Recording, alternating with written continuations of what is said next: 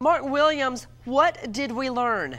Well, we learned a couple of things, Nancy. First off, the biggest bombshell of all that none of us knew until this morning. The biggest bombshell, Cindy Anthony finally revealing that she had contemplated taking her own life, committing suicide. But she then revealed that daughter Casey, when she first came home after Leonard Padilla bonded her out of jail, that they sat and they prayed together, and then Casey literally talked her out of it. But by the same token, there were a lot of suicide notes left behind. Hold on, Mark Williams, before you go to the next point, the Anthony's appearing just hours ago on the CBS Morning Show to Ellie Jostad, our chief editorial producer.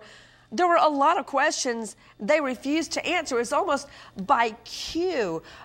Maggie Rodriguez would ask a question, and then you could observe them physically pull back and look at their lawyer. They knew not to answer the questions. Explain, Ellie Jostad. Right. One of the key questions they were asked, Cindy was asked about that 911 call where she said, "It smells like there's been a dead body in the damn car."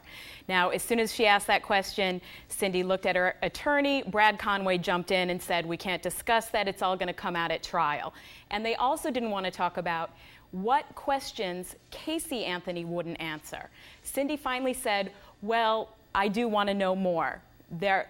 I do want to know more. I want to know what happened," is how she responded. Well, correct me if I'm wrong, Leonard Padilla, but didn't they have many, many days after Top Mom bonded out on all those theft charges before she was arrested for murder where they could have asked her anything they wanted to? Well, the situation was such that George one time went in there and very angrily asked her. He wanted to know what happened to his granddaughter.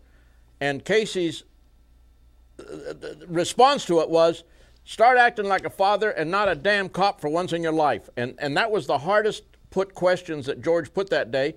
And Cindy and his friend Jim from up north actually hauled him physically out of the room. There was another time. So they had the opportunity to ask these questions. They asked the questions. They didn't get answers.